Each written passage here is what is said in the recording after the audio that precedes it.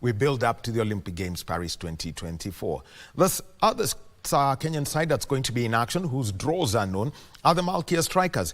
They are in Pool B of the Olympic Games. They will be playing, they're opening their campaign against Brazil. They also pulled with Japan. So on the 29th, the 31st of July and the 3rd of August, they'll be playing their pool phase matches. And so straight into the story of the Malkia Strikers as we do the Olympic watch for this year's Games.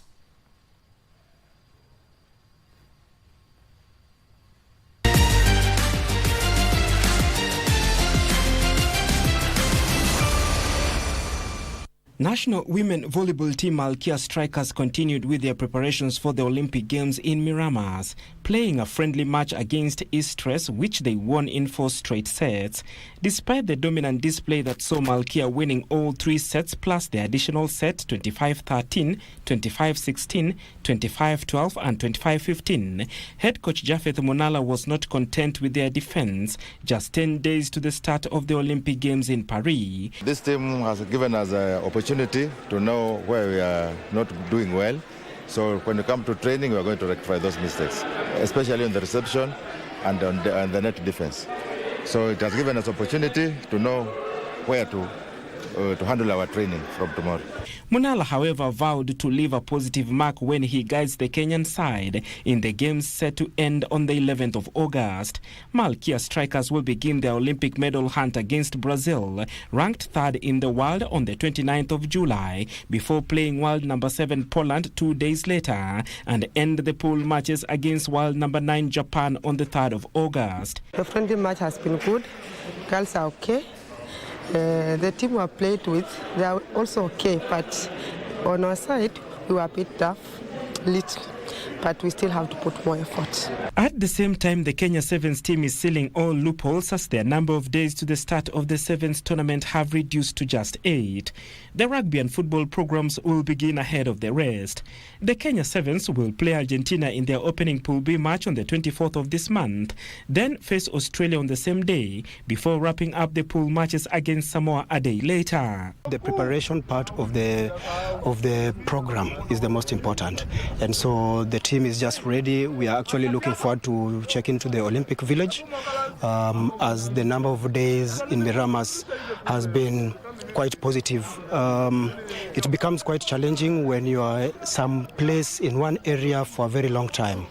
Mentally and psychologically, even for the boys, they start getting fatigued. And so we are ready for the games come next week. KBC Channel 1 will televise live the Paris Olympic Games, which officially begin on the 26th of this month.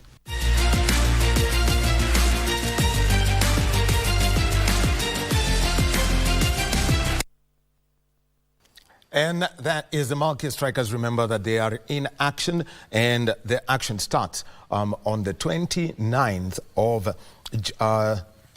July. That is on Monday at 2 p.m. They'll be playing against Brazil. On the 31st, that's Wednesday next week, they will be playing against Poland at 10 p.m. And also they will be playing against Japan on Saturday, the 3rd of August at 2 p.m. And remember that this is your home of the Olympics. Olympics equal KBC.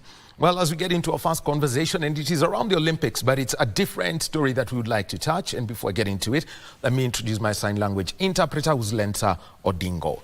Now, when you talk about sport, there's always a theme song. The Africa Cup of Nations has had theme songs. For example, Magic in the Air by Magic System and Ahmed Shauki. We've seen Will Smith do a song for the 2018 FIFA World Cup. Nameless in 2010 was part of the project for the FIFA World Cup. He gave us the song Narudi Nyumbani. And in 1997, the Mushrooms, they gave us a track, Paris Ndio Kilele. It was about qualification for the 1998 FIFA World Cup. The Harambee Stars won high at that point, especially after their 1-1 draw against Nigeria. There was that rallying call. And also, when Kenya played at the Cricket World Cup in 2003, Andrew Zagoratis put together a production, together with, including Maurice Odumbe, and they came up with the song, Kenya Tunaweza. It has got that famous phrase, Maurice and Stevie make it look easy, being Maurice Odumbe and Steve Tikolo. The music around that. But what about for a Kenyan team that's going to the Olympics? Well, this year, two people came together, one based in France and another one who's based in Kenya. Winyo is a Benga artist. He would have liked to be with us, but because he's got to meet with the Principal Secretary, State Department for Youth Affairs and the Creative Economy, so they are giving him support for this project together with the National Olympic Committee of Kenya. But the person he worked with is based in France, and his name is Edward Kamau. Edward, a very good morning to you from France. From Kenya to you in France. Hello. Hello, Daniel. How are you? I'm very well. Pleased to meet you, and very good. It's very, it's just by coincidence, or is it good stories that you're actually based in Miramas, and you could just give us the vibe around the Team Kenya camp, because you've been with them, visiting them as you work on this music project. Yes, well, as you're saying, I stay in France near Miramas. I've been here for the last 15 years. And so I'm a musician, and I've been working with the mayor's office and the people who organize sports as well. So I've had the chance to go in and see the athletes during the welcome ceremony. And some of the activities that they've been doing. So it's actually a great honor for me, because there's so much talent in the room when you have all of those athletes there. It's really very much a great privilege, and actually being able to see these things firsthand is very special indeed. So the athletes, they've been here for a couple of weeks, and they're going off now to the Olympic Village in Paris, slowly by slowly. So yeah, I think I'll be going down again sometime this week as well, just to be with them. So yeah.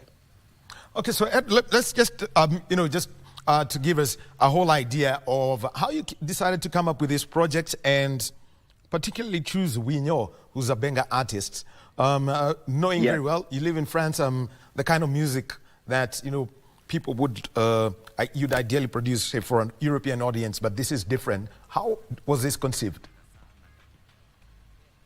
Well, I was born and raised in Kenya, so I'm also my musical influences are rumba, Kenyan music, but also Western music, like things like the Beatles, rock music, stuff like that. So I wanted to work with a Kenyan artist, and Winyo is actually one of my favorite Kenyan artists. So it's been a very great pleasure and an honor as well to be able to work with him. So I just contacted him on Instagram actually, and we were able to, we threw around some ideas, and it was actually it was not a very complicated process, to be honest. It's that, we actually wrote the song without even meeting each other. And once the song was done, I now came down to Kenya. We did some concerts. Then when you came to France, we did some more concerts. So, very nice,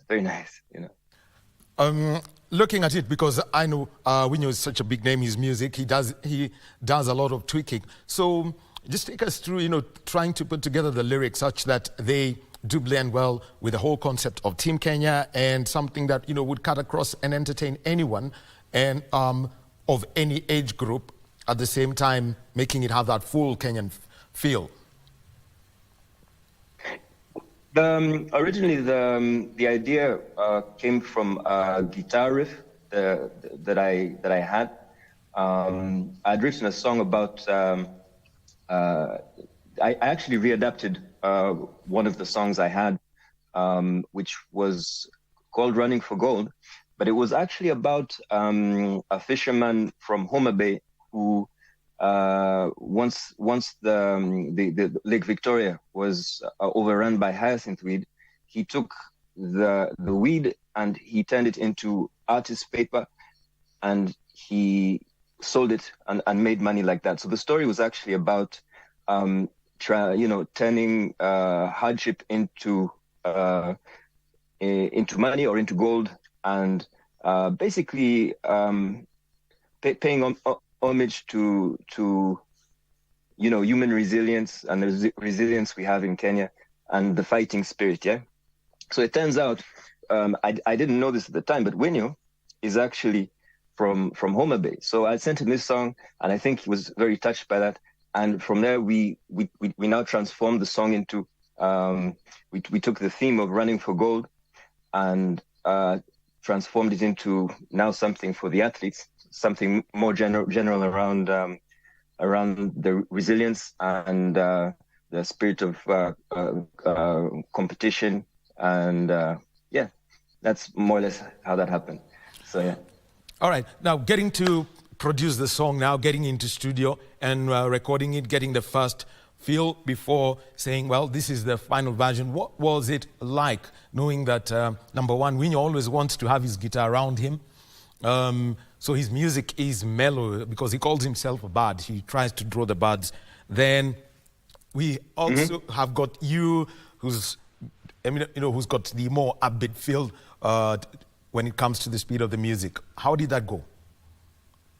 Well, what happened was, so I sent an arrangement with just my vocals and the guitar. So we had bass, some just electronic instruments, because I also produce. So I sent that off to Winyo, and I think it took him a couple of days, and he sent me what he sent back blew my mind. Yeah, it was really great.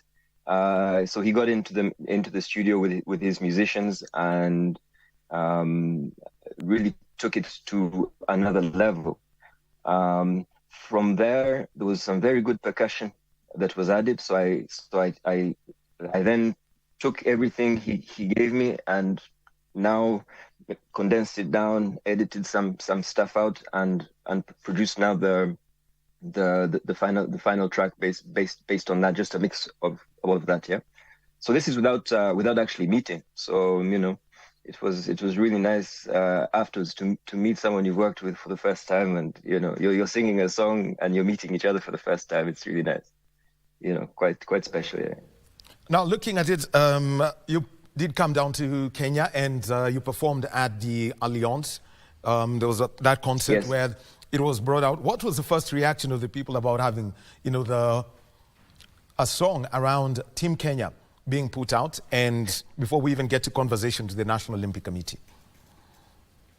Yeah, well, the song works very well. It's when you're playing it live, people just get into it because there's it's one of those choruses that you just want to sing it, So it's on stage you can play it for 15 minutes. You just keep going around. So no, it's nice. It's very good reaction. We played in Alliance on the 21st. This is like about a month ago. So Alliance also Alliance Française and have also helped a lot with this project in terms of funding, in terms of air tickets. So actually allowing me to travel to Kenya to do the concerts, and also this funding that's come from the Creation Africa program from Alliance. So thank you, Alliance Française. Very nice. I've gone off topic. Yeah. No. It's good because that's where people got to first hear the song. So yeah. Yeah, so no, the audience loves it actually. Okay, yeah. All right. So now and since then, and all ages, by the way, because I've also been doing some workshops with small children. Like last week, 5-year-olds, 6-year-olds, 7-year-olds, and they're jumping up and down. They love it. Yeah. Okay. It's very nice. Well, because actually you are based very close to Miramas, where Team Kenya is based, and so you had an opportunity to go and drop the track for, the teams. And interesting enough, it's the dancing teams that got to Miramas first, the Rugby Sevens and the Malkia Strikers. What was the reaction from Team Kenya when they got to hear the song? Well, they like it. I was actually singing it. I had a bit of a jam with Malkia Strikers. Actually, that was very nice. No, we want that video. Sometime. But I didn't. We didn't record it because if the other thing is, I guess, the athletes in their training camp, these are Olympic athletes. So it's good, it's great to be around them, but these guys are very single-minded and they're there on one mission. So,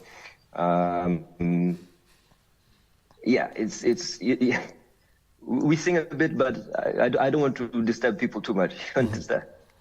Yeah, but overall, the general reaction, what were they saying about, when they hear the song, and how would they react? No, they like it. They like it. They're into it. They're into it. Okay. Oh, so there you go. And the other thing is the National Olympic Committee of Kenya has taken a huge interest in this song. What are the conversations that you've had with NOC and also the State Department for Youth Affairs and the Creative Economy also have taken that hugely under their Talanta Hela program? What have been those conversations? Yeah, so we actually were able to present the song when Winnie was here. We presented the song to the Kenyan delegation during the opening of Kenya House in Miramas, and everyone was dancing. They liked it very much. We were also with there was the mayor of Miramas who was also present with the whole delegation, and they basically, what's happening now is Paul Tergat, who is the chairman of the NOCK, he's given his approval so that this song can be taken as the anthem. So now, we're just figuring out how to push it and how to move with it. So the song is coming out on the 31st of July. So we're just getting into promotion and trying to see how we can work with partners in France as well. Okay. Well, and just to give a hint of this, you could give us your little bit of that section of the track. We're going to be playing it much later towards the end of this interview. But look, just drop us a little bit of that so that people get to have a feel of what the song's like. Okay. All right, yeah, good. The guitar's there. Oh, so much better. Niko na hiyo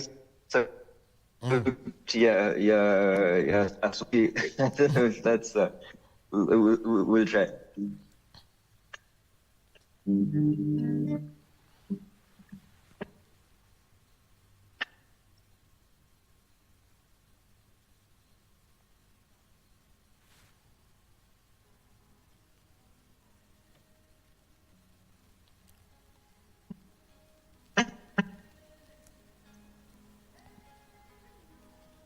Well, Edward, you could check your sound, please.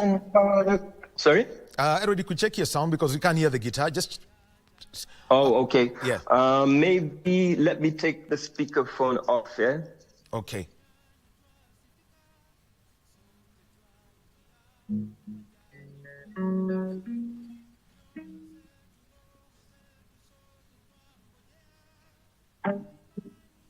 Is that better? Yes. Sing along. Yeah, you can sing along. It's okay. You can sing along and then. Hang on a sec. Hang on. Well, that is Edward Kamau. He is a music producer. He's based in France. He's given us the song for Team Kenya, Running for Gold. And here we're getting it, just a little bit of it, live and unplugged.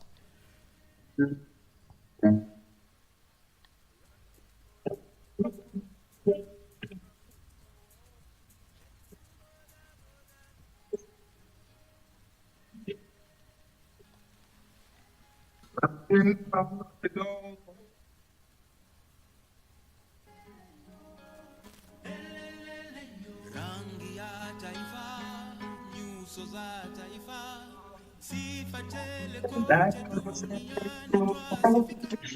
a different man, and I'm going for the gold.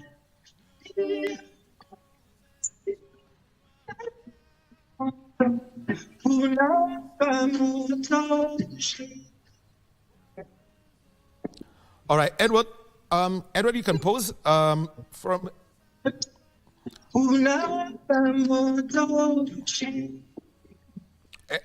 Edward, please, we can pause for a minute, Edward, so that we can take a link, because the National Police Service Commission and they are having a briefing, and these are updates on the Inspector General interviews for the Kenya Police Service and the Administration Police Service. It's happening at the Kenya School of Government. Let's listen in before we get back to Edward Kamau. He'll have fixed, his sound so that we can get to hear the Team Kenya theme song.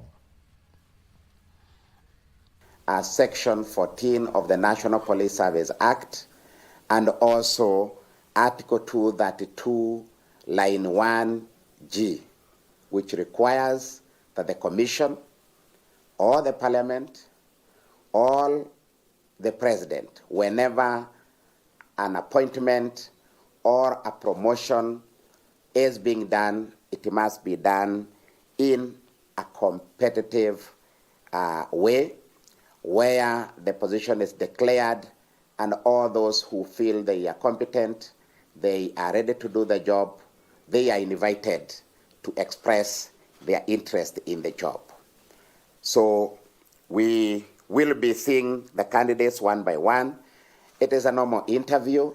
We will be taking them through a structured process of engagement to try and evaluate their preparedness and their readiness to perform in the office of Deputy Inspector General.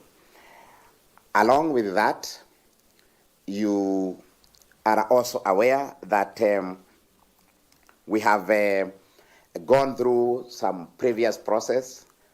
We have already shortlisted the candidates. We did publish all the candidates who applied for this position, and we went through the first stage of selection and shortlisting, so that from about 38 or so applicants, we have singled out 4 best for each position. So there will be 4 candidates for the position of the DIG Kenya Police Service. There will be 4 candidates for position of DIG Administration Police Service. We have tried to do our best. This is an internal competition of our staff.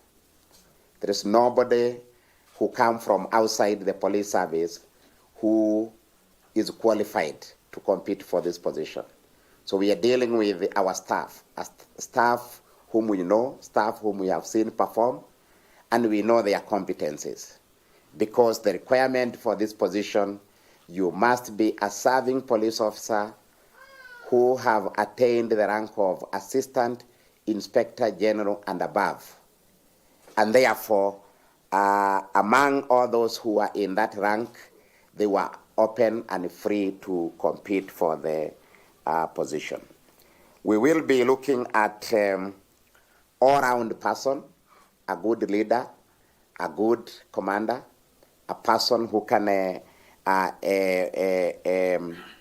be confident to lead the officers of other ranks below, and also a person who can be able to lead change and reforms in the National Police Service, as you are aware that there is a lot of reforms that are ongoing right now in the National Police Service.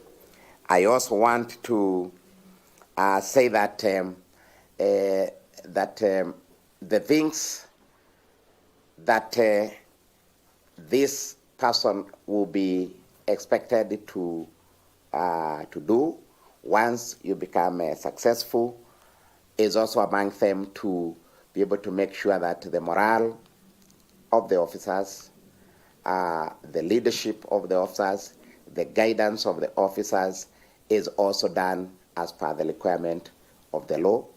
He will be in charge of formations and units within the service. He will also be in charge of the men and women in uniform who are distributed all over this country. So it is a very serious and competent job. We are doing part of this process. The law and the Constitution requires that a Deputy Inspector General is appointed by His Excellency the President on recommendation of the Commission. So we are not completing the process by ourselves. We are doing the part that Commission is supposed to do to find the most preferred, the most suitable candidate, and we make recommendations. And from there, the appointing authority will also do his other part. It is good for you to also know that we have, among the candidates, we've tried to have a gender distribution to the best that we could. There are men and women who applied.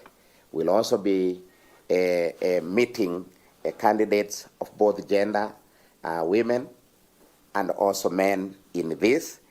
And all of them will have a fair and equal opportunity before this panel. I think for now it is only that we can be able to say, but it is good to call upon the public. We opened a portal for participation for the public. I am sure it is still live. We are checking and following. So any member of the public who has anything to say about any of these candidates, we are live, and you can see our system is already showing. So far, and without a prejudice, we are considering all submissions by the public, from the public, and should we find merit in whatever complaint or whatever issue that have been raised, we will be able to address it here and make the right decision. You know where our country is. We know what role the police officers play in this country to maintain law and order and to ensure that life and the property is also secured. As Kenyans, we have a duty to support this noble mission, this noble work that is done by the police officers. And I want to call my fellow Kenyans at this moment. It is time to support our police officers so that they can be able to perform their duty with morale, and also call upon Kenyans. Police officers are human beings. They are our sons and daughters. Please, as they help you, as they help Kenyans to go about their duty, also help the police officers to perform their duty the way they are supposed to perform.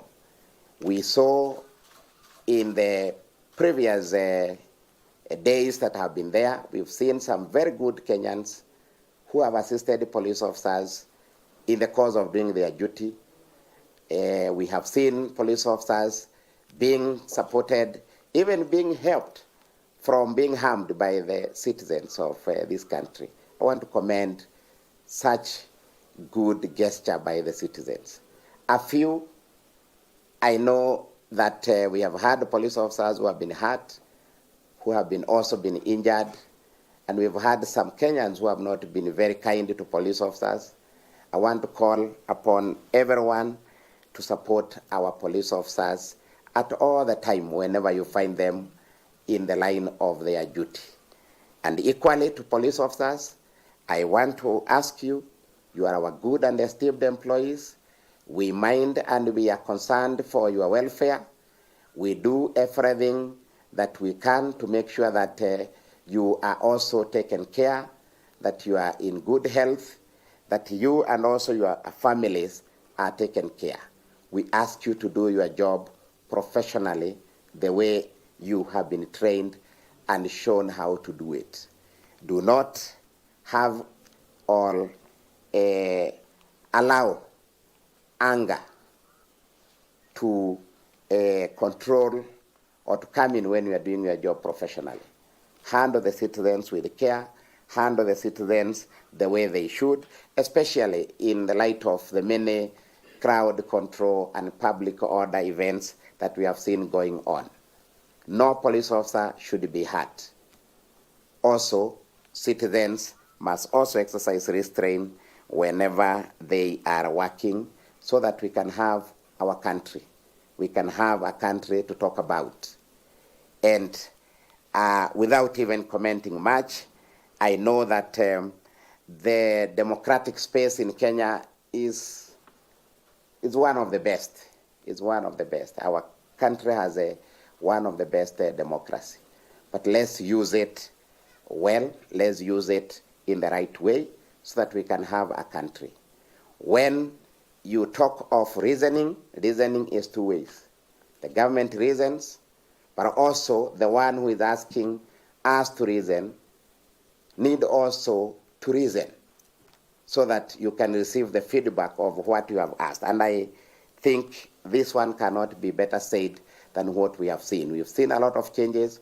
We've seen the leadership of this country taking action to demonstrate that really this is a reasoning government.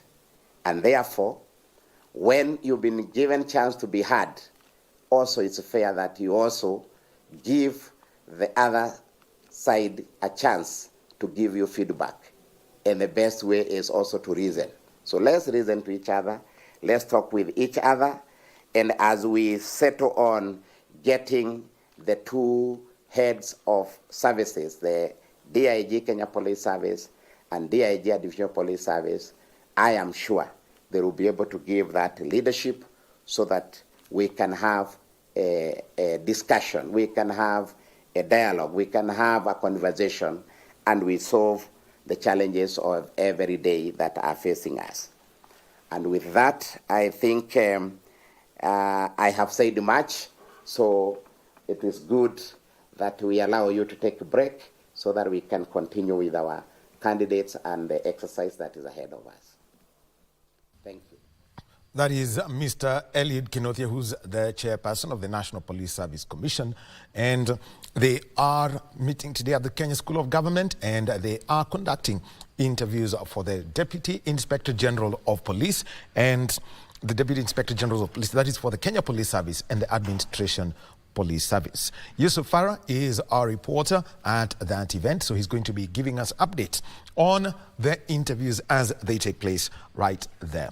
So let's get back to our conversation, and this is about Kenya and the Olympics. And it's not just about sport, because two Kenyan performing artists, Edward Kamau and Winyo, are going to have produced a song known as Running for Gold, and this is the theme song for Team Kenya at the Olympics 2024. They're also going to be giving performances, and they're going to be involved in the cultural activities around the Olympics. So let's get back to Edward Kamau, who's based in France. Actually, he's quite close to Miramas. He's interacted with this, and he had this whole idea and he got it. And Edward, if you're ready, I think now everything should be set. Live and unplugged, we can get to hear a little bit of Running for Gold. Let's roll.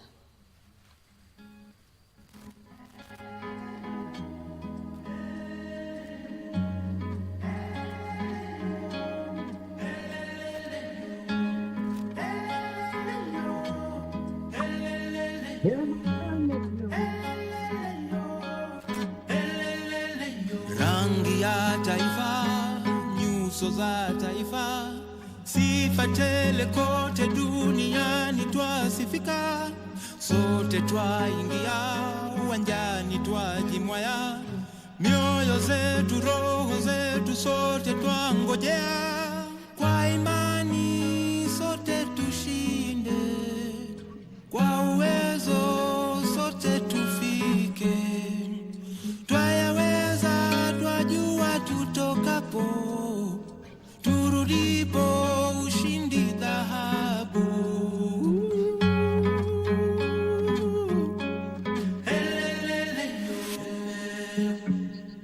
Running for the gold, till I'm coming from the cold, chasing boda boda boda double double gold. I'm running for the gold, turning daggers into gold. I'm a living man and I'm going for the gold.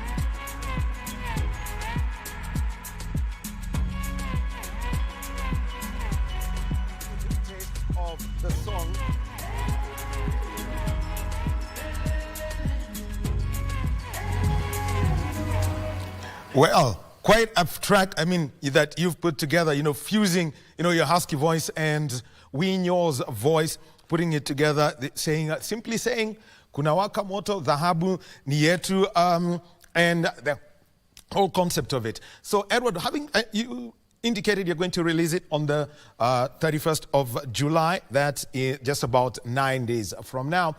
But also, a lot of activities around the Olympics that you're going to be involved in. One is Kenya House. I know they're moving from Miramas. They're going to be at France. What are the events that you're going to be involved in, I mean, around the Olympics, the cultural aspect of it? Hang on a sec. Let me just... Sorry, I didn't quite get the question. Because Okay, yes. Okay, let me put the question. Yeah, let me put the question again. Besides performing this song, you're also going to be involved in other activities around the Olympics, the performances. We know there is Kenya House. There are the entertainment parks. What's the activities you're going to be around the Olympics? Showcasing the Kenyan culture. Well, yes. So we still need to confirm a date for the Kenya House. I will be this week. I have a meeting with the mayor's office in Miramas, who are also working with the Kenya House and also their communications department to see how we can maybe put on some concerts and basically put Kenyan culture forward. Just working with Kenyan culture, so the Ministry of Culture through the Kenyan House, music and sports, athletics, and also the Olympics as an occasion to showcase Kenyan culture through the athletes and through the music as well. So. So that's this week. There's a lot to be done actually in terms of how we build and we bring different partners together in sports, music, culture. Basically using this sports and this huge event, which is the Olympics, as how do you say that? As something to spark off. The chance to share our culture with the world, basically. Yeah. So. Well, the other thing is, I know because I know you've been following this up a lot. It's going to be an extraordinary opening ceremony. All the others have been inside the main Olympic stadium, but this time round, the organizers decided let the athletes do. Actually, it's a 6-kilometer,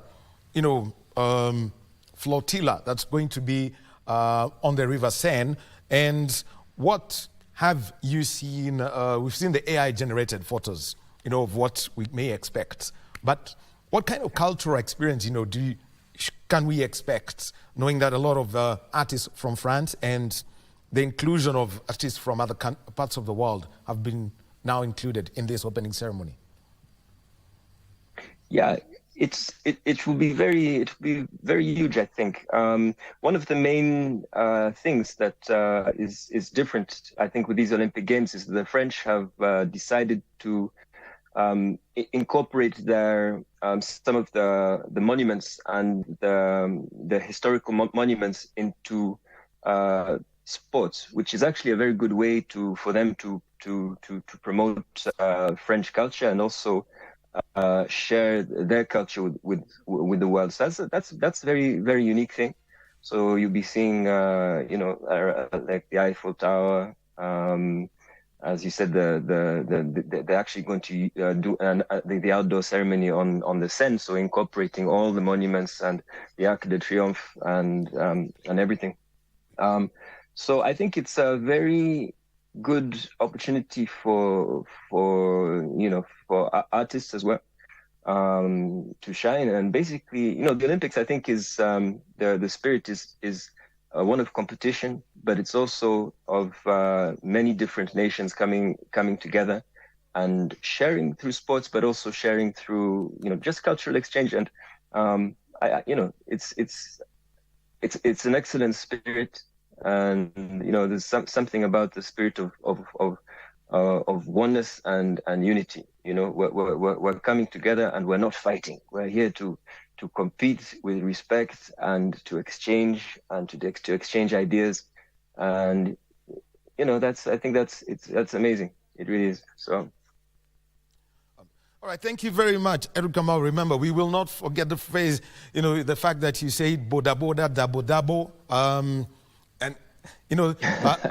and also the fact that we are saying, kumewaka moto, ushindi ni wetu, kumewaka moto, dhahabu ni yetu. Quite some great theme that we've got when it comes to running for gold and making sure that the gold can actually go chink in right in the bank. Thank you very much. And I can also, let me just say, we would have loved to be with us and here in studio, but I can say right now that he had to meet with the Principal Secretary, Captain Retired Ismail Nade of the State Department for Youth Affairs and the Creative Economy. And this is because of this project and also the National Olympic Committee of Kenya. So I'm sure we'll have a conversation and represent us very, very well. Boda boda, dabo dabo. Yes. And so on the 31st is the date where the song will be available for everybody. So yeah, you can get that one on Spotify, on all the streaming platforms, and yeah, enjoy it. So, all right, nice. Thank you very much. Merci beaucoup. Edward Kamau is a music producer, and he's worked with a Benga artist to give us the theme song for Team Kenya. And, he's given us the whole idea about the cultural activities that come with the Olympic Games. So this is a big moment for Kenya. 31st, we shall have it. We'll play it out for you. Our radio stations are there, so we'll be ready to roll with that. So we'll be moving on. We'll be having a conversation around baseball in Kenya, and specifically Koishen baseball, which is Japan influenced. So that's going to be coming in just a short while. But first, let's keep talking about the Olympics. And Shuja, the first team that will be in action, they will be playing against Argentina, the World Rugby 7 Series champions, on Wednesday at 5 p.m. Their second match will be against Australia on Wednesday at 8 p.m. And their third match is going to be against Samoa on Thursday at 3 p.m. all times East African. Here's the story about their preparations for the games.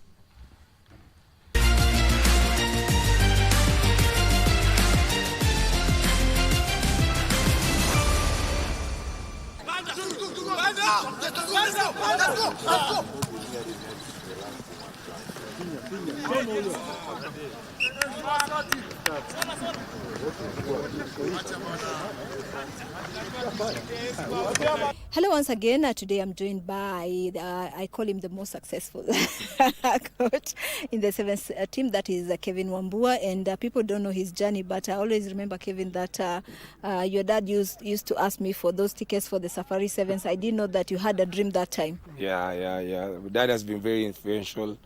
This game has been close to my heart from a very, very young age. First of all, as a player, then eventually as a coach. So it's been a good journey, and I'm just happy at where I am at the moment. And you have achieved so much, yet you don't even talk about it. I prefer working in silence. I still believe I haven't reached the pinnacle to talk about my achievements. I'm still young, I'm still growing, I'm still learning. So for me, it's still a journey, and I believe the best is yet to come. What does rugby mean for you? It's a career first and foremost. Again, as a sport, it's my second family. I mean, the teams that I coach, they are usually close to my heart, so I see them as a family. So it's part of my life. When did your journey begin? Most people have seen you as a coach, but when did your journey exactly begin? Just a brief background. Our journey started a long time ago. I think I was in high school, in a school called Mumbuni High School. I used to be a footballer. First day I go to school, I got a new pair of shoes for my mother. I go to a football pitch, I find 100 boys there all wanting to play football. So it was tough from the beginning. Then all of a sudden, one day we go to the pitch, there's no football. I see people running around with a rugby ball.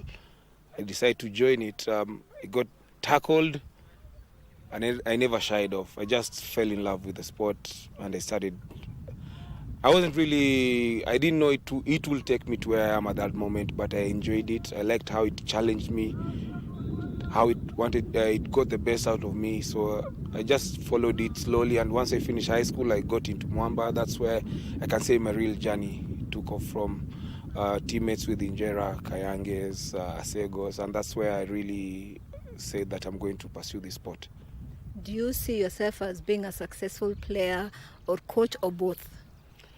I can say I was really an average player, not really successful. I've only played for the Shujaa and the Safari Sevens. I've been called up to the national 15 times, a few times, but never really broke into the main teams. So for me, as much as I was eager to be successful as a coach, I never knew that probably my journey will be something different, which is coaching, which I picked up still very early in my playing career. I just got an injury. I started coaching our second side at Mwamba, and it opened up a lot of opportunities for me, which eventually led me to where I am at the moment.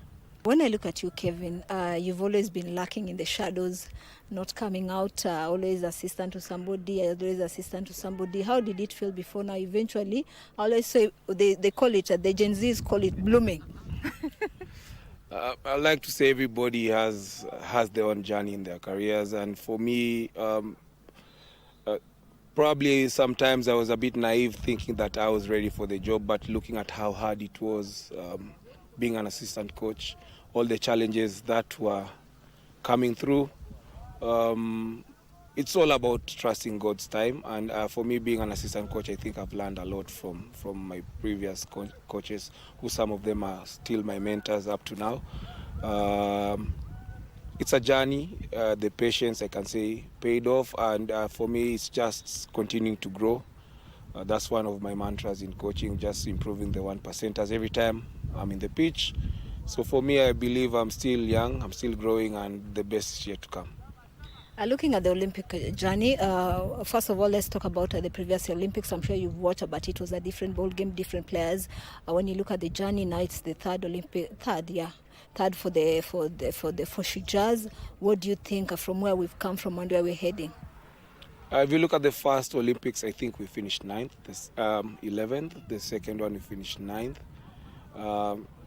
With some really senior players, Amonde, Ambaka, Injera. If you look at the setup of our team, they are quite young. Only 2 guys have played in the Olympics before, so it's a big challenge. But then again, it's a big opportunity to just showcase how far they've come up from when we picked them. And these boys are very ambitious. So for us, we like to keep that trend. It's always been trajectory has always been going up, 11th, 9th. One of our primary goals is to make sure we get out of our pool, and that's our main objective as we head to the Olympics, to just get out of our pool. I thought you'd make it to Tokyo 2020. Yeah, I thought so too. I was part of the team that qualified, but then again, new coach came in, didn't pick me, and that's a story for another day. So I just continued being patient, trusting my journey, waiting for my opportunity, and I believe we've worked hard together with Andrew, Luis, Steve, and the boys to actually fulfill this journey. So for us, it's not to get complacent. It's the topmost upper echelon of sports, topmost competition, and we want to give it our best shot. And his opportunity came, we are talking about 2024, going back to the co-status, and then now the Olympics. You have actually achieved what you call everything or double. Yeah, when we started off with this young team, we had 2 objectives. Part of my job description was to get to the Olympics. I had a short contract then, get to the Olympics and win the Safari Sevens. That we won within the first 3 months. So we dared to dream and said, why can't we go back to the circuit in the same season? And we've achieved all that. It's a proud feeling, especially with a young squad, if you can hit all your targets on the first season. But that also just gives us that opportunity to believe in each other and to try and dare to dream for more success for us. Yeah, it's been a tough year. It's been a fully packed year, and now the biggest of all coming up in Paris Olympics. All eyes are on you. I'm sure everybody wants a repeat of everything that has happened this year. Yeah, most definitely. You know, the pressure is there, but that's our job. I mean, we have Andrew who's been to Olympics. We have a few senior players. The captain has been to Olympics. Even me, myself, this is my first Olympics. So there's some pressure, but then again, we all know pressure builds diamonds. So we'll just take the good and the bad and make sure that we do our best. Looking at the group? Our group is good. The vibe in the camp is okay. There's some good belief. Yes, we'll be tested, but we know that, and we're just up for the challenge. And you have the experience plus the new ones, a blend. The blend is fantastic. Not so much of a big gap in terms of the senior players and the young players, about 2 or 3 years age. So it's a good blend, and there's a longevity in the team. If the program can be sustained for the next 3 years, I'm seeing these boys winning a few tournaments in the circuit. And what people don't know about you, also passionate about the Lionesses. And for me, it's so sad they missed out again for the second time, and they were so close. Yeah, the Lionesses, have worked with them for a few years, so they are close to my heart. Just a bit gutted for them. I mean, they put everything on the floor. They leave everything on the floor on the pitch.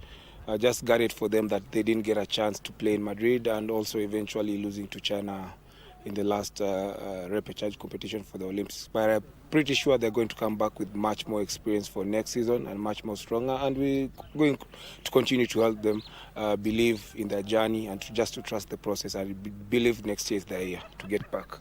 So what's your final message to Kenyans who are looking up to you? Just a little bit more patient, a little bit of support to this young group. Let's just trust in the system. We will be tested. It won't be easy, but I would like the Kenyans to know that we always put our best foot forward whenever we get the opportunity.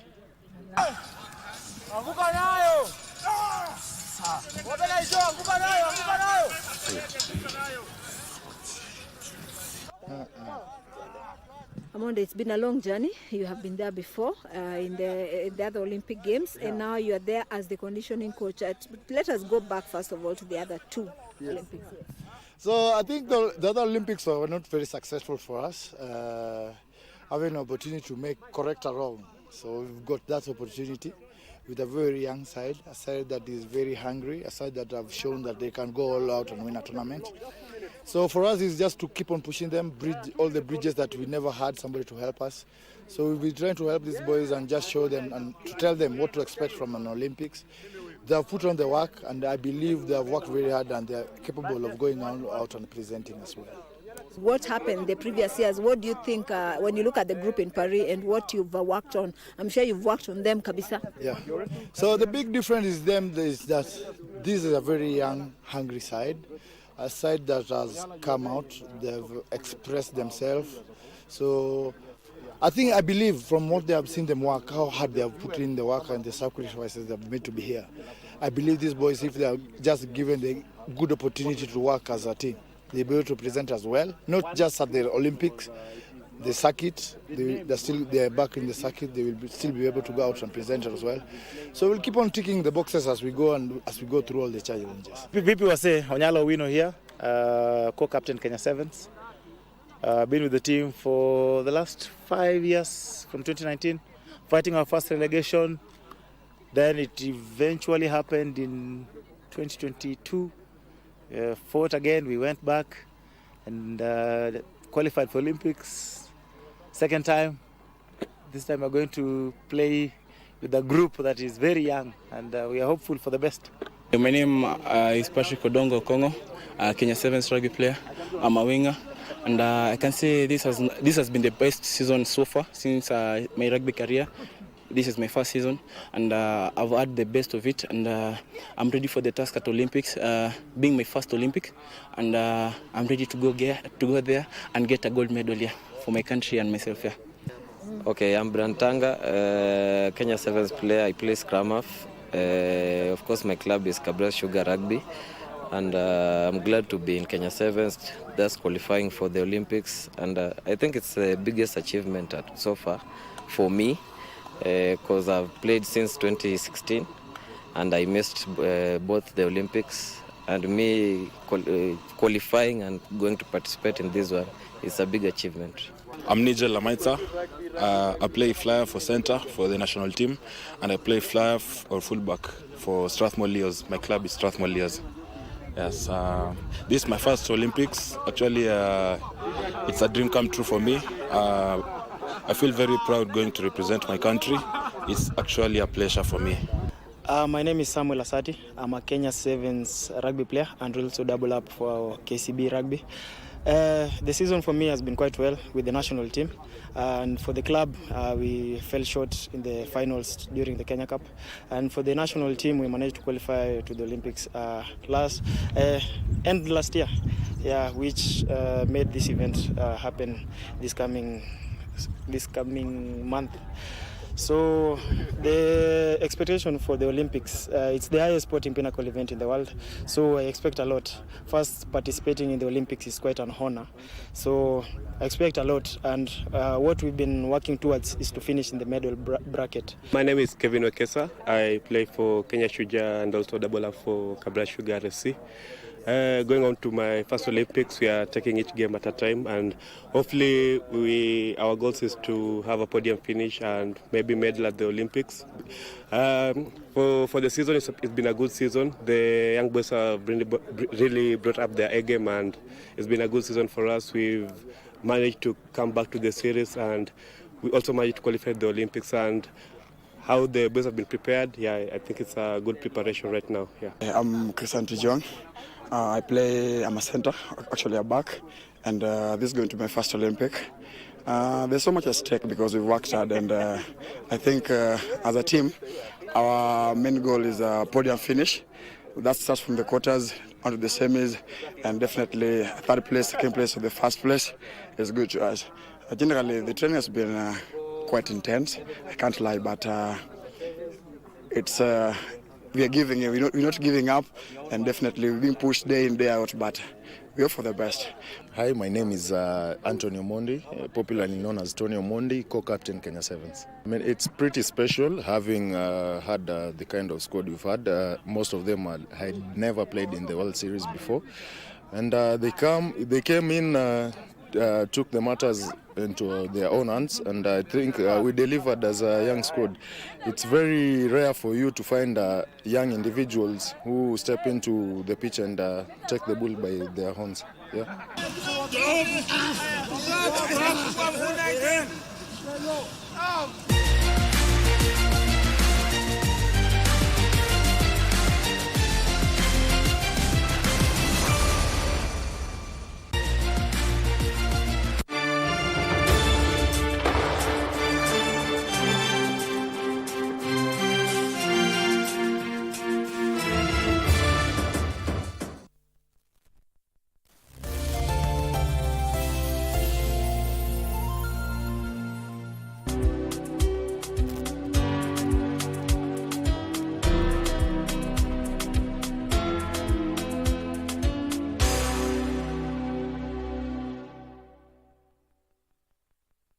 I never heard the music so sweet. I repeat. Wagwan, me brethren, big things are going. Remember, each and every Monday we have to shell down the place with nothing but the best of smooth reggae vibes in your favorite station. You know these things, man. Alafu kila Tuesday, kata simu tupo side giving you Kenyan music from the 254. Napenda life, napenda dema na jidai, ateme vibe. And of course, you can spice up your Wednesday by enjoying blazing hot hip-hop and R&B jams. We don't got no label. She said she want bottles. Vibes and vibes as we go all across Africa, Kenya, Nigeria, Ghana, all the way to Tanzania to give you nothing but the best on Afro Thursday.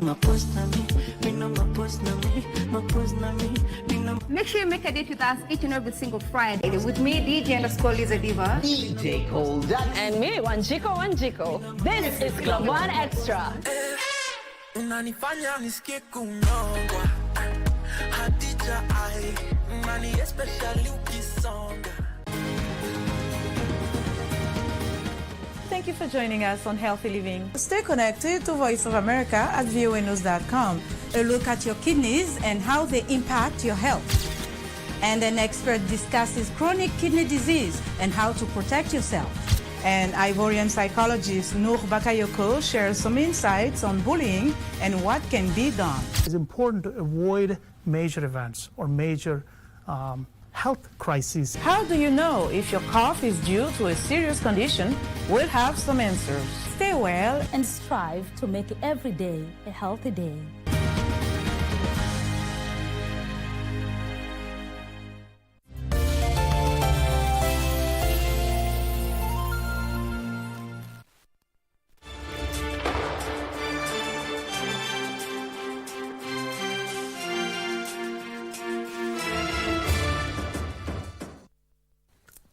And welcome back to Sports Check on this Monday morning. It is the 22nd of July 2024, 4 days to the start of the Olympic Games at Paris 2024. And remember that KBC Channel 1 will be broadcasting that. And like we're saying here, Olympics, Eco KBC. Well, we'll be having two conversations over the next few minutes. And there will be one about the secondary school games. We're waiting for Chola Simon to get us through so that he can give us that conversation. But now we also want to talk about baseball and also the fact that Kenya is going to be hosting East Africa. And this is for the World Cup qualifiers for Baseball 5. Before I introduce my guest, let me introduce my sign language interpreter for these are Anne Wangeshi at the bottom right of your screen. So straight, in studio with me is Dr. Titus Muchweri. He is the president of the Baseball Federation of Kenya. And we're talking about Koshien baseball in Kenya. Daktari, welcome. Thank you. Let's just first look back at this tournament, Koshien baseball, and it's the second time that you're working a lot with the government of Japan.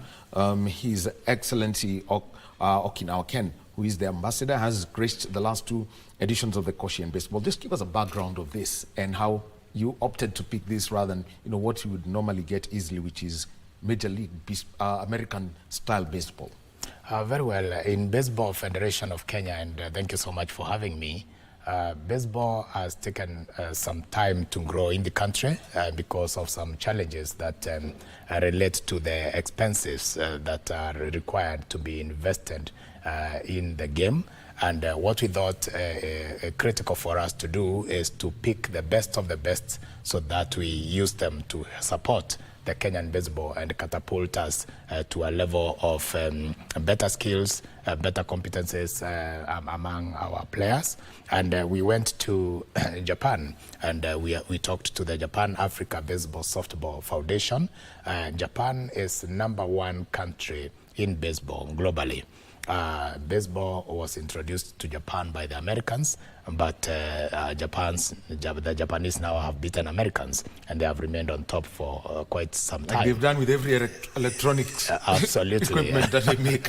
Absolutely. And we thought that, yes, we have good linkages with the Americans. We have an American organization that is putting up an international dimensions baseball field, the first of its kind in Kenya at the Jomo Kenyatta University of Agriculture and Technology. They are called ifwebuildit.org, and we are hoping that this field will be a home for baseball in the continent, and actually globally. We shall have international competitions here in Nairobi in the next few years. And besides that, we thought that let us pick Japan so that we learn. Besides baseball, Japanese are very good in their values, their system of life. And we are using the sports to advance discipline, respect, and justice among our players. And that is why we picked Japan on 15th of July 2022. At the Ministry of Sports headquarters, we signed a memorandum of understanding with the Japan Africa Baseball Softball Foundation. They are supporting us with equipment. They are giving us gloves, bats, and balls. And also they are supporting us with coaching, especially the coaching of the elite coaches. And we have received quite a lot of support from the Japanese ambassador in Kenya, His Excellency Ken Okaniwa. And he has attended, as you've said very well, our two Koshien tournament, Kenya Koshien tournament. Koshien tournament is the high school baseball tournament in Japan. And we picked that name so that we can do the same, replicate the same here in Kenya. And we are having the Kenya Koshien tournament annually. This time around, we have earned the various regions, coast, western, eastern, and the metropolitan, compete in their preliminaries and produce one boys team and one girls team each. And we met at the Jomo Kenyatta University of Agriculture and Technology last week for the National Kenya Koshen Tournament. And it was very good indeed.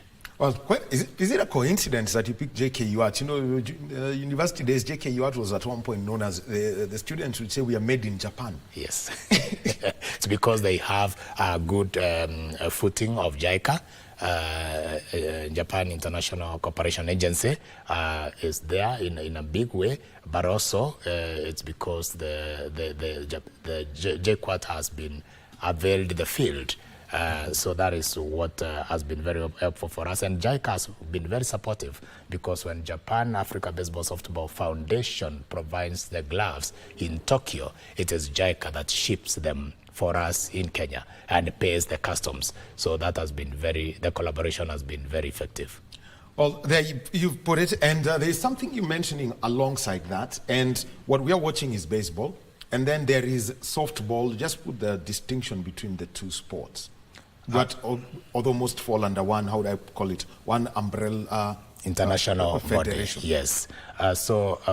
In Kenya, baseball and softball are run by two different federations. That is the Baseball Federation of Kenya and Softball Federation of Kenya. But when you go to the global body and also in the continent, we have one organ, International Federation, that supports those two sports. They are actually sister sports. In some countries, these sister sports are run by the same federation, but in Kenya they are run by two different federations, but we work very closely. We collaborate quite a lot because when we go to the international space, we go as one team.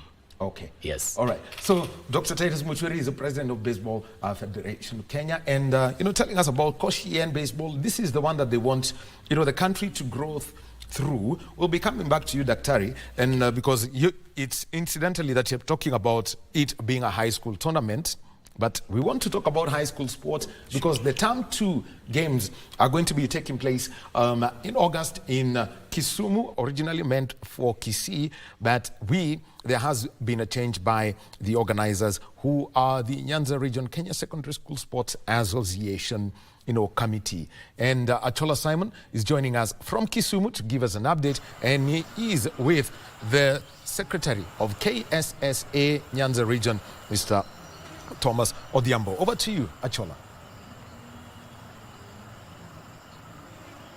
Well, fantastic, and thank you very much, Daniel Wahome. Indeed, on 1st of August, the National Championship of Term 2 ball games will be kicking off here in Kisumu County, and is rightly put it was supposed to be held in Kisii County. But of course, the person who can actually put us up to speed of exactly what happened and why they have moved it to Kisumu County is right here, the Secretary General of the Nyanza for Kenya Secondary Schools Sports Association, Thomas Odhiambo, is actually right here with me on the set, and he'll be talking about that and of course many other issues as pertains that championship that is set to kick off on 1st of August. And Odhiambo, welcome. And the first question then will be, why Kisumu County, and why have we moved it from Kisii County? Thank you so much. I would want to say that I'm so much impressed by Kisumu County with what we have seen. We know that this is our city, and when we talk about Nyanza, it is Kisumu coming up first.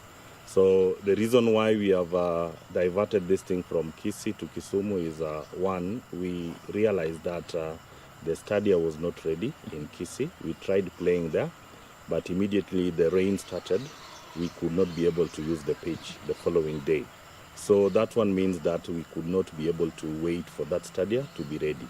So because the days were going and we now have like 1 week to go, it forced us now to move from Kisii down to Kisumu because we have stadiums in Kisumu. We would wish to say that the main reason about movement particularly is we wanted a place where we can be able to take care of our fan base.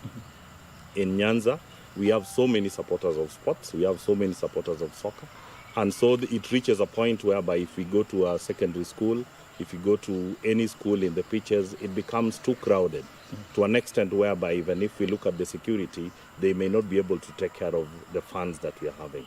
So these are the major reasons that makes us to shift these games from Kisii, and we are now expecting to have them in Kisumu. Yes. Odhiambo, the lovers of this sport will be looking at you and asking themselves, how prepared are we in terms of ensuring that when we factor in what has ensured that you move these sports from Kisii to Kisumu County, but also cognizant of the fact that these championships have been dogged by fan trouble. The question then is that how do you ensure the safety of the players and those who will actually be attending this particular championship? Thank you. I want to say that we are far much prepared because when we talk about the fan trouble, it is about the fans being able to get even up to inside the pitch. But when we talk about the stadia, it bars the fans from getting into the pitch. And so we believe that the Moi Stadia and the Jomo Kenyatta Stadia are very good stadias, and they can easily bar the fans from getting into the pitch. All our activities are very good, well prepared, and we believe that the moment we have the stadia and the fans are kept away, they can be able to play without any problem. So our students are safe because even from the past championship, we can be able to say that it was a bit slight because we found that the fans were able to get into the pitch, and through this even the students would be able to be injured. But because of that, we are preparing ourselves so that we can be able to have very explosive matches be taken into to the stadia, so that we ensure that only those who are supposed to be in the technical bench gets inside the stadia and gets next to the pitch where they can be able to give our students the opportunity to be able to play. So I want to say that in soccer, we are going to try as much as possible so that the most explosive matches are taken to the stadia. The rest of the matches which do not have major crowds, we are just going to have them within the schools, which is also a playing ground. We can be able to manage that one. Yeah, fantastic. We are looking at a mixed bag of former champions, relatively new teams coming into the equation. What does it portend for this championship? Is it becoming more competitive? Is it moving away from a preserve of certain schools in terms of soccer? I believe everybody knows very well that we are moving from the 844 system. People are moving to CBC. Everything is becoming, the talent is now growing. And so I want to say that most of the teams are prepared for this. It is very lucrative if you can be able to find an opportunity to visit another country. And so in KSSA, we offer the East African Championship. And at the same time, we now have the African Championship, which are very lucrative areas where if our teachers would find the opportunity to be there, I believe this is what has created more teams to come up and to be able to at least look at the various ways of how they can be able to reach there. The preparation is well by every team in this country. And I want to say that in term 2, each and every school goes out, guns blazing, so that they can be able to manage and become the champions of a particular region. Does it boil down to the quality of players we have in secondary schools, or does it boil down to the fact that there have been tremendous effort put in place in terms of just ensuring that there's quality coaching and skill preparation for these students? I want to say that everybody is now exposed, and we all believe that when there is a lot of exposure, if you look at even the villages, people are now watching the English Premier League. Everybody would want to be like those players. And so I want to say that our students are also figuring out the ways in which they can be able to be the same. I want to echo that in Nyanza here we have people like Olunga. Yes. And Olunga is now even assisting most of the schools. They are trying to sponsor most of the academies within. And this has improved the level of students in these games. And I want to say that with the fact that KSSA is very open, and KSSA has given opportunity to every student because the games are starting from the zonals. And we realize that if you can be able to pass the zonals, you go to the counties, you come to the regionals, it means you are being exposed well. And this opportunity goes to all schools, be it a day school, be it a small school, be it a boarding school. We realize that so many other people are coming out. And so because of the opportunity that KSSA has given out, we want to say that we are proud with KSSA because it has opened the talent area for our students. Apart from bookwork, now we are having the talent now being nurtured by our students. Of course, the interest generated by the talent on show has seen individuals, and we're talking about Olunga, whether he's a Michael Olunga Foundation Academy, we're talking about Sami Shole, we're talking about Boniface Sambani, and many former internationals coming out to actually assist these schools in terms of getting the necessary kits and the necessary expertise in terms of participating in this event. There are those that have actually encouraged that. However, there are also that are saying that the keen interest that has actually been generated has seen many schools going out of their way, even having villagers being part of the team to just ensure that they can actually reach the nationals. How then do you ensure that indeed students are actually participating in this, or people who are actually participating in these events are actually students and not just any other person? I want to say that it's very unfortunate if a teacher would decide to use villagers in this championship. It is very unfortunate. And of course, that has also led to some of the, abandoning of some of the matches. I want to say that most of the matches that we had in Nyanza were not abandoned because of ineligibility. They were abandoned because of fan trouble. And I want to say and repeat here that we do not allow villagers in our championship. And any time we realize that a team has villagers, we'll throw that team home. Thomas, a number of schools, Kisumu Day, and a number of them actually raised concern, and the letters citing specific students in specific schools as having finished school either before or having been poached and procedurally from different schools to actually be part and parcel of the team. Maybe what is taking place is that some do not understand the constitution very well. And that is giving us a lot of problem because you would find that coaches are just preparing the teams, but they do not understand what is the constitution of KSSA saying. So with them, they just go out looking for players, and the moment they've got players, they include them into the pitches, only to come and realize at the end of the day that those students are ineligible. So I want to say that we need to do a lot of sensitization to these teachers and the coaches of this team so that the right thing should be done. And I would not want to defend that villagers are getting into the championship because of the lucrative things that are there. You never know. We are human beings. And so I want to say that it is very unfortunate if somebody would decide to do that and leave students in school and use villagers, yet this championship is meant for the students. So I want to say that that is not good, and if anybody is found, he should be culpable. This person should be punished for that. Fantastic. Yes. The question then that has actually been asked over the years has been the fact that the quality that we witness at or exhibited at the nationals and even the regionals is quite high. And then thereafter, what happens between high school and Premier League? Because then the quality that is there at Premier League cannot be matched with what is actually being witnessed at the championship, right? How then do we bridge the gap to ensure that indeed there's continuity of the same, and then more so that the interest generated at the regional levels is actually equal to what we actually witnessing in other sport in the regional games? I want to say that the interest may be much, and I believe that the quality that we are having in secondary school is coming up because of these are schools. And when they are schools, we realize that there is a lot of training that is going on. These students do not play because of money. These students play because of passion. And so when things now grow and get back to money, whereby somebody realizes that he can only do something because of money, then we miss it. So I want to say that we are just improving and we are getting the quality in schools because these students are practically training in schools. These students are being coached well.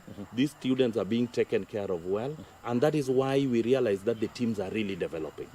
Now, the missing link is just that the moment somebody is out of school, you realize that he would want to get to a particular team.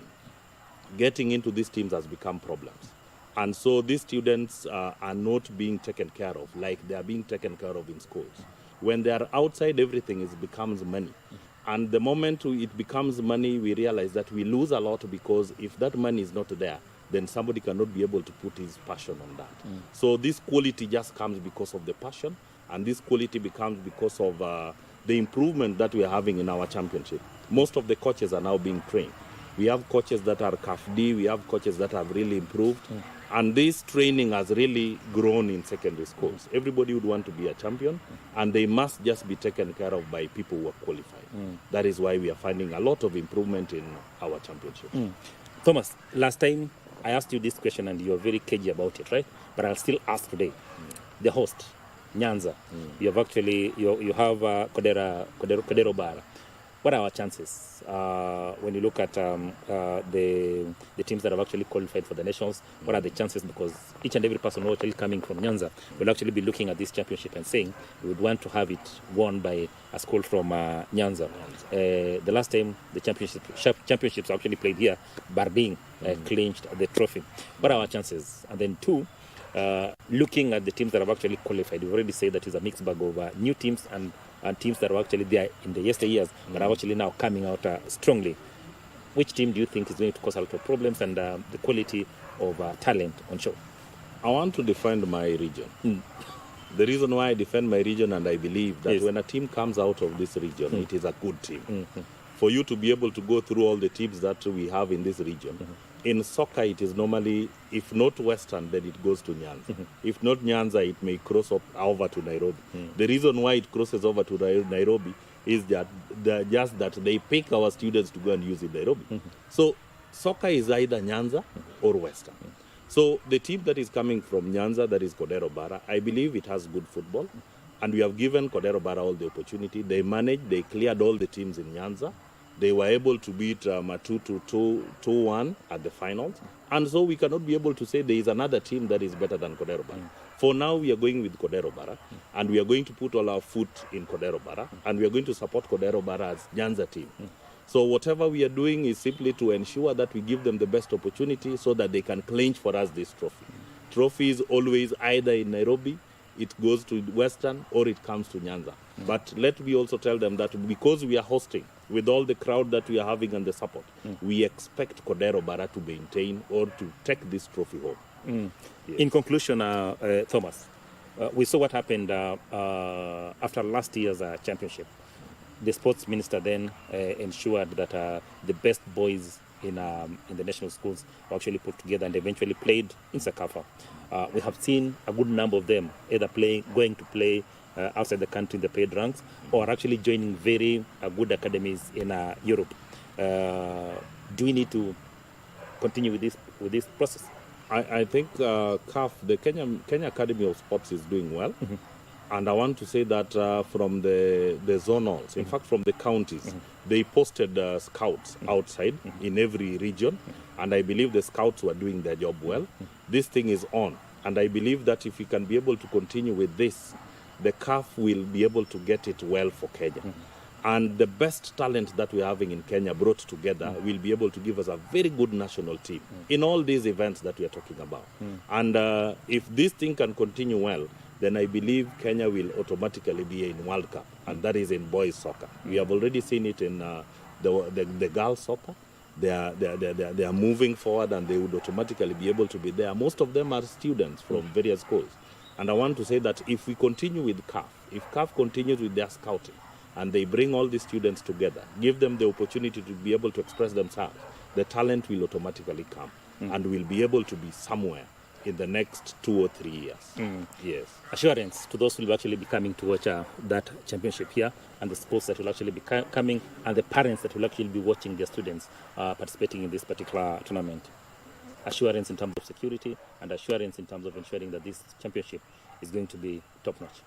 I want to say that I want to assure Kenyans and generally members of Nyanza that we have brought for you a championship, and this championship have been held in various areas. We were in Western last year, and so this year it is Nyanza. So I want to welcome all our supporters and tell them to give an opportunity to these students that we are having. Let them showcase their talents.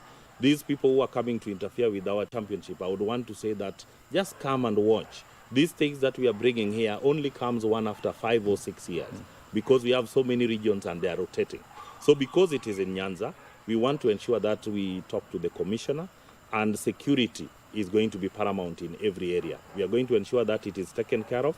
We are going to ensure that most of the emotive matches, we tell them where they're going to take place. We are going to ensure that the areas are condoned so that they don't reach where the students are. The student security is paramount, and we have to ensure that it is them who are supposed to play. If they get injured, then we cannot be able to play. So I want to welcome everybody to this national championship. And I want to say, come and support our teams. There are so many teams we have. In soccer, we are having Cordero Barra. In girls soccer, we are having Nyakach, and we are having Alara. Alara, this is the first time they're coming in, but they clinched the regional trophy. I also want to say we have other games like netball, we have basketball, we have rugby, and the venues that we are going to use Kisumu Boys as our major venue. We are going to have some games like basketball being played at Kisumu Girls. We want to open Kenya Poly, the Kisumu Poly, so that most of the rugby can be played in Kisumu Poly. And at the same time, we are also offering members that the stadia, both stadias will be used. If there is any match that requires us to go to a stadia, then we can either be able to take it to Mamboleo, or we'll ensure that it is at Moi Stadium. We also request the county government to be to support us in this, because we are going to bring to them the economy of this particular county is going to go up because of us. All the teachers that are going to come are automatically going to spend in Nyanza. Fantastic. Fantastic, Thomas. Thomas Odhiambo, the Secretary General of Kenya Schools Secondary Sports Association, Nyanza region, of course, putting us up to speed of exactly what they're actually doing to ensure that the championship that is actually going to be held here in Kisumu County is held within the acceptable parameters. And of course, each and everyone who will actually be attending and will be watching those championships will actually enjoy. He says, of course, security is paramount, and more importantly, the talent on show is exceptional. Also remember that will be a cocktail of ball games from rugby, volleyball, netball, and of course, the big one, soccer. And he says that you come and enjoy. Back to you, Daniel Wahome. Thank you very much, Achola Simon, at the KBC offices in Kisumu County. And speaking about the Term 2 National School Games, so from the 1st of August, Kisumu will be hosting all the students, and think of football, volleyball, netball, rugby sevens, and the racket games as teams look for that opportunity to represent the country at the East African School Games later, and also bring the glory to their schools. So, thank you very much. That's a conversation. Look out for that from the 1st of August. So we get back to a conversation, and this is about baseball. And we're talking about Koshien baseball in Kenya. And we're with the president of Baseball Kenya, Dr. Titus Butwiri. Daktari, yes. You mentioned to us about the equipment and the kind of support that you've received from JICA and, helping them. Because we know we don't have any manufacturer of baseball equipment here, but I think the only one we can provide is whitewash. Yes, lime. Lime. Yeah. I think it's only that we can, we provide. But the costs of the equipment that is required, such that you distribute it to the secondary schools, such that they have the right equipment for different age grades. How is this working? Baseball is an expensive sport because for every player requires a glove, their own glove that they are used to.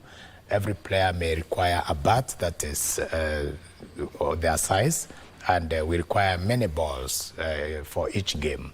And unfortunately, we don't have any manufacturer within Africa, actually, who is making baseball bats, baseball gloves, and balls. Nigeria are trying to start a manufacturing plant at the moment. It's yet to hit the ground and start distribution, but I think it's important to make a call also to the people in the industry, in the manufacturing sector, because this is the time to diversify in sports and to give our countrymen, young boys and girls, a chance to try the non-conventional sports. And for us to do this, then we require each boy, each girl will require a glove and a bat. And probably a helmet. And a ball and the helmet for the catcher, because the catcher is well protected. The baseball. We'll be coming back to that equipment, and so that we understand this. Would like to move over to the Best Western region, and this is just in Nairobi CBD, where ethnic minorities and marginalized communities are giving their perspectives and on the current challenges and possible solutions that they would like to see come through in the country. They are not forced to go and pick bigger communities that exist, and that is how they are completely submerged. Develop a culture of values, languages, and practices which defines who they are and defines the richness of this country. Have access to water, health service, and infrastructure, which is a clarion call to both the national government and county government. And therefore, even on the ongoing recruitment on the CS position, we believe most of these professionals have struggled their way to their doctorate, and they can do very well if given consideration, Your Excellency. Another very big article we want to highlight with a lot of humility, but with a lot of seriousness, Article 100, that talks about the promotion of special interest group. The articles it has 5 sub-articles, but unfortunate, the ones that speaks about minority is very silent. For the youth, they have a commission and they have a program. For the women, they already have an agenda, 2/3 gender rule, and even women reposition. For the people living with disability, they already have a commission, and many things are happening for them. We really emulate and we wish to be experiencing the same. But the Constitution is very silent to the Article D and E, which speaks about minority and marginalized community. We are saying, kindly, enough is enough. Remember, they also have a right. They are human beings. They are fellow Kenyans. We speak to Article 204 that talks about organization funds, and also County Government Act, Article 97, where counties have been mandated to protect, preserve, and promote the minority communities in their respective counties. And therefore, we make the following call of action. We appeal directly to His Excellency, the President, to prioritize the enforcement of these constitutional guarantees. Immediate action will demonstrate a commitment to justice, equality, and fostering more inclusive and harmonious nation, which we all admire as we call to be part of the national discussion. By addressing these issues, Your Excellency, Kenya can unlock the hidden potential of all its citizens, leading to what we call sustainable development and a nation of prosperity. And as we conclude, ethnic minority and marginalized communities of Kenya stand united as we call for justice.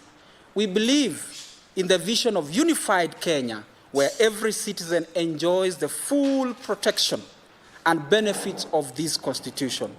We urge the President to heed this call because he has shown this before. Decisive action to ensure guarantee are not just on the live to realities on the ground and to all Kenyans. Thank you.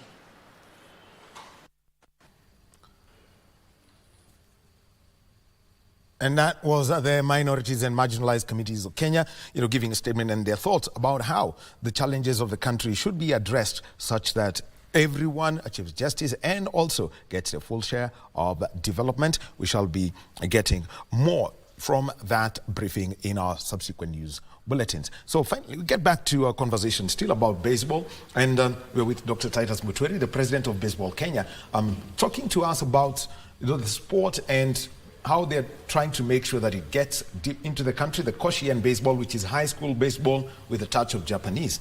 So you were talking about, every player, they must have a bat, they must have a glove, and those who are, the hitter has got different gloves. Yes. And the fielders have got, the ones that are huge. Yes, and every player will require an helmet that protects their head and the side where the ball might hit. So this makes the sport quite expensive. And also we can see there's the catcher, the one who's behind there, he's got a padding right in front of the chest and a helmet that covers actually the face because of the speed at which that ball is pitched. Yeah, the ball is coming at a speed of around 80 miles or beyond 8 miles per hour. 80 miles per hour, so 125 kph. Yes, and that ball is hand, and you have to anticipate, prepare, and hit it back to the infield, so that if the batter misses it, the catcher should be ready to pick it up, and that requires protection. So that is what creates the cost in the investment in baseball. So let's come now down to getting it out to schools and ensuring that you've got the coaching happens, because I was just looking at the names of the schools that won this. You find that it's different. Nkaimurunya Boys and St. Anne's Musoli. Yes. Winning the tournament that was at JK. Actually, this tournament that we're watching here that was at JKU at. Yes. How are you making sure that teachers get the right skill to coach this young Kenyans? We run coaches programs every year, and we equip the teachers with the skills to coach the sport. Where we don't have teachers, we have people, members of the community, who are interested in coaching, and we bring them on board.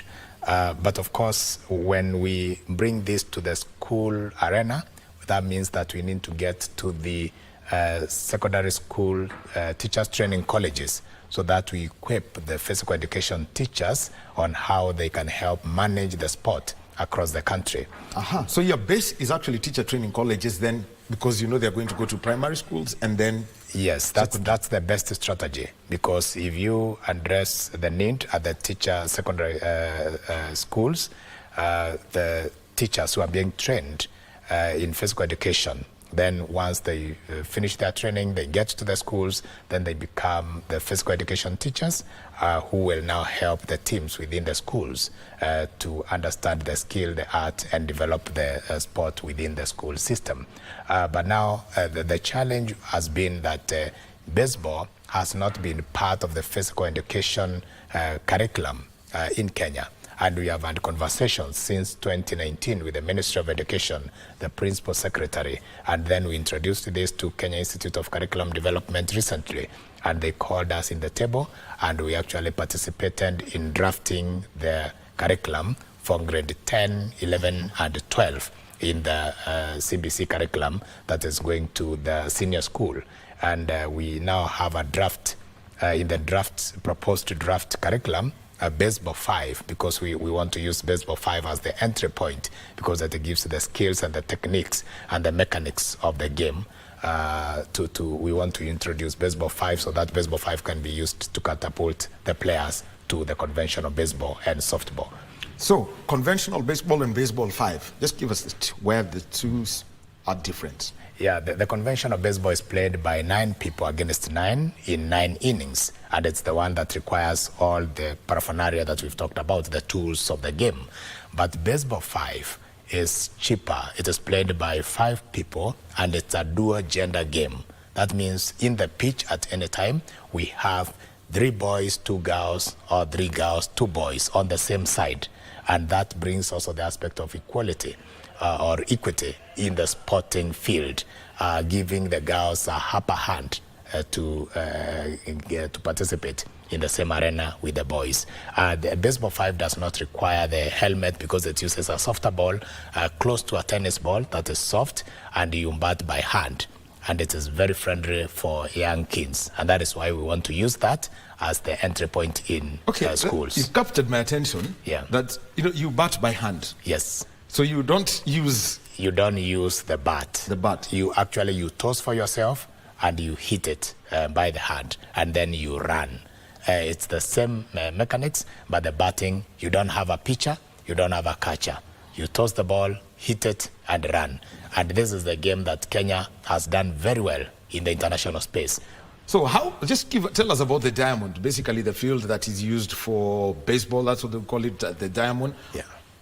The size for conventional baseball, and then the size of the diamond for baseball 5. For baseball 5. For baseball 5, it will use a smaller field because the conventional baseball, the diamond will get to as far as 130 meters from the home plate. But for baseball 5, it's smaller by far. 130 meters, an entire football pitch. An entire football pitch, that is for conventional baseball. That's one. Yes. Somebody has got to run to first base for 100 meters. No, you get to the first base. You may not. You don't need to go all the way. But for the pitcher who is hitting the ball, for it to be a home run, you need to hit the ball beyond 130 meters. Okay, so we're talking about the perimeter. The perimeter, yes, of the baseball, conventional baseball the field. Area where the base is? First, second, third, and home? It depends with the ages, because like under 12 will have a shorter distance, under 15, under 18, and the seniors. So it keeps on becoming longer according to the age. But at minimum around 70 meters from first base, from home plate to first base, but that can vary depending on the ages of the people playing. For baseball 5, the beauty of baseball 5 is that you don't need all that big space. It's actually, we call it urban baseball, because we can play it in the urban centers. We can play it in cabro paved places. We can play it in the pitches like a basketball pitch or something like that. It's more friendly. It uses smaller space, and that is why we want to encourage it in schools, because not many schools have got all that land, space of land, because a school may have a land that they are sharing the soccer pitch and the rugby pitch. Then you introduce baseball, so then it becomes 3 main sports being shared by the same school. To alleviate that or ameliorate that, then we would like to give kids more opportunities and by playing baseball 5. So here we are, and the selection process, because Kenya is going to be hosting the World Cup qualifiers for baseball 5 for the East Africa region. Egypt, TZ, yes, Uganda. So yes. just tell us how you've been working to see that you have a strong Kenyan contingent. You mentioned that Kenya is doing very well in baseball 5. In baseball 5. Yes, in 2022 we were position 8 globally, having beaten quite a number of teams in Asia, Europe, and Americas. But we missed one qualifier for under 18 in Ghana, Cape Coast last year, and we missed another qualifier for seniors in Cape Verde this year. So that pulled us to position 14. Now we want to get back, because we want to get to the top of the continent, and we want to get to position, at least position 5 in the world. So we are hosting on 10th and 11th of August, we are hosting the Baseball 5 East Africa World Cup qualifier. Egypt has confirmed, Uganda has confirmed, Tanzania has confirmed, and we shall be meeting at the Nazarene University, African Nazarene University. We hope for the selection, we've already selected a team of 12 that we shall narrow down to 8, because we need 8 players for Baseball 5, 5 of which will be in the pitch at any time, and 3 substitutes on the bench. We hope that that will give us an opportunity to showcase the best baseball 5 chance we've had in the continent. From there, we shall be meeting with the other leading teams in the Western region and in the Southern region for the continental qualifiers. After that, we shall have the World Cup next year in 2025. We believe that we shall make it to that space. And immediately after that, we will have the Youth Olympics in Dakar, Senegal in 2026. And we want Kenya to make a mark also in that. So Baseball 5 has come in hand, and we would like to put our signature in the global space in Baseball 5. Just give us a whole scenario of what the outlook is, because now that you're going for qualifiers for a global event, if you talk about West Africa, you know, you mentioned Nigeria trying to put up a factory to manufacture the equipment. Yeah. You could give us a feel of what it's like in the West African region and the southern part of the continent. The South has played baseball for a longer time. Baseball started in Kenya in the late 70s, and it has had its own episodes of peaks. But in South Africa, baseball has been played for over 100 years. And that is why South Africa is way above in the continent. In Western Africa, almost same time with Kenya, baseball being introduced by the U.S. Marines in various countries in West Africa. And now West Africa is also doing well. There is a big population of people playing baseball in Ghana, in Nigeria, in Senegal, and few other countries. We have also in the central part, the Cameroon. We have also Baseball 5, on the other hand, being played in Egypt and in Tunisia. But South Africa has been leading the pack all through. And because we didn't have a very clear qualification criteria in the continent in the past, South Africa was always representing Africa through ranking. But now, when World Baseball Softball Confederation Africa Bonde was formed from the defunct ABSA, which is Africa Baseball Softball Association, now we have WBSC Africa that has helped organize the continent in good, well-organized qualifiers. And now we are going to get many more opportunities because also the travel costs were hindering players from participating. Like if we have someone has to travel from West Africa to South Africa or South Africa to the north of Africa, many times it is expensive. But now when we have the East African region qualifier, the Ugandans can come by bus. Same case to the Tanzanians.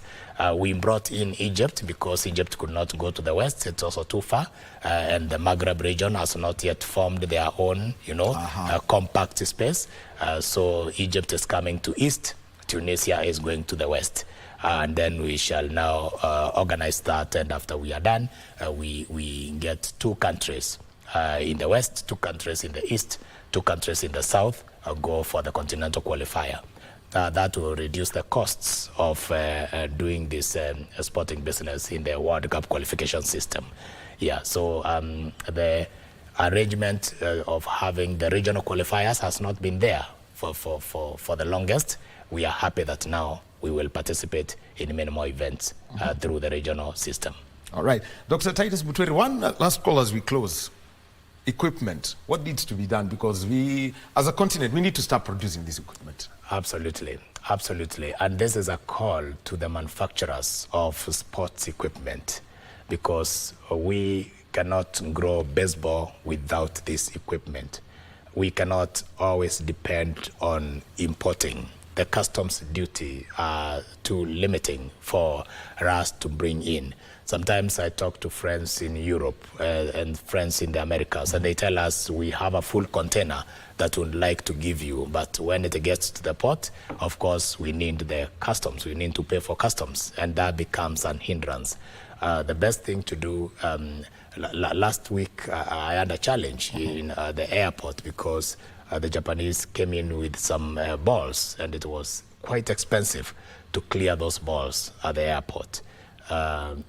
What we would require and request for is to make a call to the manufacturers who are interested in manufacturing balls, bats, gloves, helmets, catcher's gears. We are now moving in a bigger scope to reach to as many schools and as many communities as possible. And because we have baseball in the communities in Kenya, from Kilifi to Mombasa, to Masai Land, to Metropolitan, to Western, to Nyanza region, to Meru, to Makueni. We have many communities that are playing baseball, but they have one hindrance, lack of equipment. Well, and I'll tell you, it's only around leather, wood, and aluminium.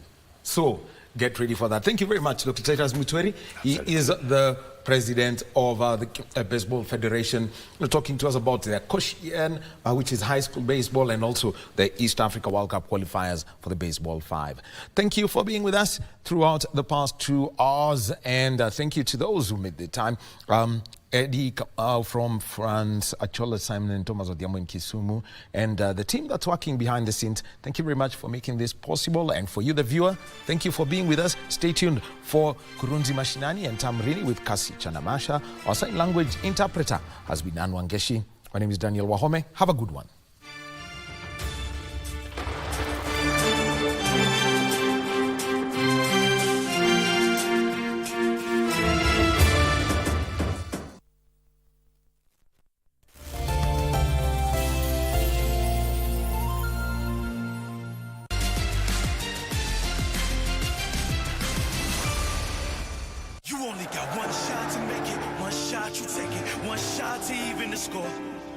One shot at greatness, one shot you can't quit now. Are you ready for war?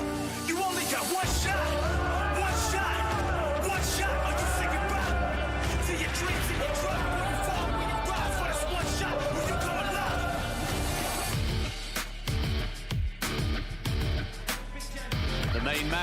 about to step forward. Is this the coronation of the ultimate distance running king? We are about to find out. Sit back, relax, and savor every single second. This is the Tokyo 2020 Men's Olympic Marathon. Kipchoge's quest for greatness is once again underway, but there are many, many other world-class men in this field who will feel they have more than a good chance of stopping his domination and ensuring they become Olympic marathon champion. Little laugh going on here and a thumbs up from Kipchoge, so they're still obviously fairly relaxed. That is a very dangerous sign for the rest of the field. For him to be that relaxed as we edge towards the halfway stage, Jane, tells you that Eliud Kipchoge is running well within himself. So this group now down to around about 10 or 11. And look at this. For the first time, Eliud Kipchoge has made a definitive move with a little over 10 kilometers remaining. Wow. Kipchoge, sooner than we may have expected, is laying down the gauntlet and saying, okay, if you want to wrestle this gold medal away from me, come and join this pace, because I'm serious. I've got history beckoning me home here, and I'm going to deliver. Wow. His move has been absolutely definitive, and the race is playing out exactly as he would have hoped and expected. And if he's feeling as comfortable as he's looking, he's on his way to a very, very special win. If anyone can endure pain as well, you've got to think that it's Kipchoge. He just looks too relaxed. He almost looks like he's out for a Sunday run. Yeah. This is a man totally in control. He is nothing short of poetry in motion. Extending his lead off the other athletes there. You can see that distance. It looks to me like around about 100 metres now. I think that could be more than 100 metres now, but it's a sizable lead. He can bask in the glory and really soak up every second of the last few kilometres, assuming he can keep this going. It's a staggering lead at the moment, and he seems to be doing it with such unbelievable ease. There's our leader, Kipchoge, the defending champion, of course, as well, the world record holder and the only man ever to have run under 2 minutes for the marathon at the 38-kilometre mark, under 4K to go. Well, less than 2 kilometres now for this almighty legend of our sport. In fact, I'd have to say almighty legend of the human species, because we talk about Usain Bolt having been the fastest human ever on the earth. Well, this is the man that can run the fastest marathon ever, and the event has been going at this level since 1896, and so it's a great human story. It's about human endeavour, isn't it? What is humanly possible? And Kipchoge has changed our thoughts around that with the marathon. Take a moment to reflect on a career of dominance that has lasted 2 decades. He has readjusted the boundaries of what many thought was possible. That's the view that Eliud Kipchoge had in his dreams. He's on his way to history. Many said he was the greatest of all time before this race, but there was one last challenge: to become the 3rd man in history to successfully defend the Olympic marathon title. And he's going to do it, effortlessly floating away from the rest of the field. We've never seen his like before. We'll never see his like again. Eliud Kipchoge, the icon, the champion, is the gold medalist once more. It was never in doubt. What a man, what an achievement, and what a moment. of everything he's done, of everywhere he's been, this will mean the most.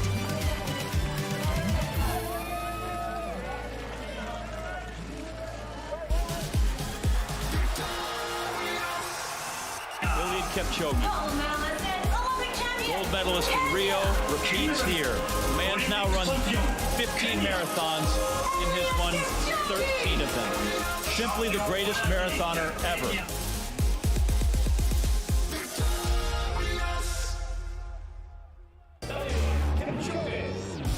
And there's the favourite. He's a veteran these days. He enjoyed an incredible transformation to the roads for the marathon.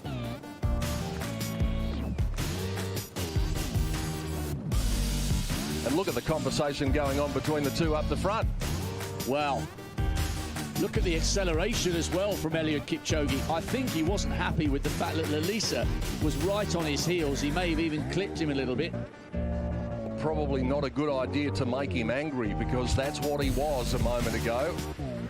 I think this is Kipchoge's race. I know that's an early call with 20 minutes of running still to go, but look at how fresh his legs appear. Wow, Eliud Kipchoge is turning this into an absolute masterclass. Round the cones, a little bit awkward there, interrupting his rhythm. It's the action of a man who was born to run, first of all on the track over 5,000 metres, and now on the roads. And he said himself, this is where I feel happiest, this is my distance, this is me.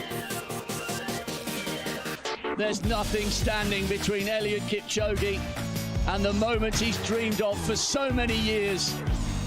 Twice he was denied the Olympic gold medal. Eliud Kipchoge is the Olympic marathon champion, and he has destroyed the field with brilliant acceleration. He will be acclaimed one of the famous Olympic champions. I was not actually going for time, I was going for the Olympic gold, and that's what I have got. This is the greatest moment of my life. This is the best medal ever in history. Ladies and gentlemen, the victory ceremony for the men's marathon. Gold medalist and Olympic champion representing Kenya, Eliud Kipchoge.